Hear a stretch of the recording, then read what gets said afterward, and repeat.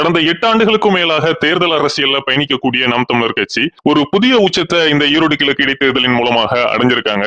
அது அவர்களே எதிர்பாராத ஒரு உச்சம்னு சொல்லப்படுது. அந்த அளவுக்கு நாம் தமிழர் கட்சியின் தம்பி தங்கைகள் இப்படிப்பட்ட ஒரு வாக்கு சதவீதத்தை பெருமளவு பணமும் அதிகாரமும் புறையோடக்கூடிய ஒரு இடைத்தேர்தலை பெற்றிருப்பது அப்படிங்கிறது ஒரு அசாத்தியமான காரியம் தான். அப்படிப்பட்ட ஒரு விடயத்தை சீமான் அவர்கள் சாத்தியப்படுத்தி காட்டியிருக்கிறாரு. இந்த சூழல்ல நாம் தமிழர் கட்சி இப்படிப்பட்ட ஒரு வளர்ச்சியை அடைந்திருப்பது சீமான் அவர்களுக்கு உள்ளபடியே மகிழ்ச்சியை கொடுத்திருந்தாலும் இன்னும் அதிகமா உழைச்சிருந்தா நாம் தமிழர் கட்சி ஒரு 20% தாண்டி இருக்கும் அப்படிங்கிற ஒரு எண்ணமுமே அவருக்கு இருப்பதாக சொல்லப்படுது. அந்த அளவுக்கு இந்த ஈரோடு கிழக்கு இடைத்தேர்தலில் சீமான் அவர்கள் கடுமையான ஒரு உழைப்பை போட்டிருந்தாரு. அதன் காரணமாக அவர் ஈரோடு கிழக்கு இடைத்தேர்தல் களத்துல அவரோட நெருக்கமானவர்களிடம் ஒரு 50,000 வாக்குகளை வாங்கினா மாசா இருக்கும் அப்படிங்கிற ரேஞ்சில தான் பேசியிருக்காரு. ஆனா மேடையில அவர் கடந்த முறை வாங்கின வாக்கை விட நம்ம அதிகம் வாங்கினாலே அது வச்சுதான்ங்கிற ரேஞ்சிலையும் பேசியிருந்தார். சீமான் அவர்கள் இந்த ஈரோடு கிழக்கு இடைத்தேர்தலின் மூலமாக ஒரு விடயத்தை உணர்ந்திருக்கிறாரு. அதாவது கடந்த விக்கிரவாண்டி இடைத்தேர்தலில் நாம் தமிழர் கட்சி டைரக்டாவே வெளிப்படையாகவே அதிமுகவிடம் ஆதரவு கேட்டிருந்தாங்க.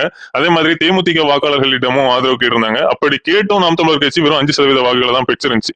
அப்படிப்பட்ட ஒரு சூழல்ல இந்த முறை அனைத்து கட்சிகளையும் சகட்டு மேனிக்கு அடித்து விளையாடியும் நாம் தமிழர் கட்சி 25,000 வாக்குகள் கிட்ட வாங்கியிருக்காங்க. 16% வாக்குகளை பெற்றிருக்காங்க. அப்படிங்கிறது நாம் தமிழர் கட்சி தனித்து அவர்களுடைய தனித்தன்மையை விடாம இந்த காலத்துல நின்னாதான் ஒரு வளர்ச்சி அப்படிங்கறத சீமானுக்கு உணர்த்தி இருக்கு. அதன் காரணமாகவே தன்னோட நெருக்கமாக இருக்கக்கூடிய தம்பிகளிடம் நம்ம இனி தொடர்ந்து தனித்து தான் நிற்போம் அப்படிங்கறத உறுதிப்பட சொல்லியிருக்கிறாரு. அதற்காக கடுமையா களத்துல வேலை செய்யணும் அப்படிங்கறதையும் உத்தரவிட்டு இருக்கிறாரு. ரொம்ப முக்கியமா இந்த ஈரோடு கிழக்கு இடைத்தேர்தலில் நாம் தமிழர் கட்சியின் பூத் ஏஜென்சி விவகாரத்துல சீமான் அவர்கள் கொஞ்சம் அதிருப்தியா இருந்ததாக ஒரு தகவல். அந்த அளவுக்கு 240 பூத்துல கிட்டத்தட்ட 30-40 பூத்துகள்ல தான் நாம் தமிழர் கட்சியால முழுமையாகவே பூத் ஏஜென்சியை போட முடிஞ்சிருக்கு. கட்சியின் கட்டமைப்பு அப்படிங்கிறது இன்னுமே வீக்கா தான் இருக்கு அப்படிங்கறத சீமான் அவர்கள் உணர்ந்து அதை உடனே வலிமைப்படுத்தணும் அப்படிங்கறதையும் தன்னுடைய தம்பி தங்கைகளுக்கு சொல்லியிருக்காரு. இந்த 16% அடுத்து 25-30% கொண்டு போகணும் அப்படின்னா நிச்சயமாக கட்சியின் உட்கட்டமைப்பு அப்படிங்கிறது மிக வலிமையாக மாற்ற வேண்டிய ஒரு அவசியம் இருக்கு. அதற்கான வேலையில சீமான் அவர்கள் மிக தீவிரமாக ஈடுபடுவார் அப்படிங்கிற தகவல்களும் வருது. அதற்காகவே அவருடைய கட்சியின் அனைத்து நிலை பொறுப்பாளர்களையுமே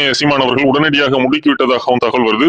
இந்த கட்டமைப்பு ப்ராசஸ் அப்படிங்கிறது இன்னும் 6 மாதங்களுக்குள் முழுமையடையும் அப்படிங்கிற தகவல்களும் வருது. இந்த ஈரோடு கிழக்கு இடைத்தேர்தல் ரிசல்ட் சீமான் அவர்களுக்கு கொடுத்த ஒரு தெம்பு அப்படிங்கிறது அடுத்தடுத்து அவருடைய அரசியல் பயணத்துல மிகப்பெரிய ஒரு உச்சத்தை அடைய அவருக்கு உதவும் அப்படிங்கிறதுல மாற்றுக்கிறதுல. நன்றி, வணக்கம்.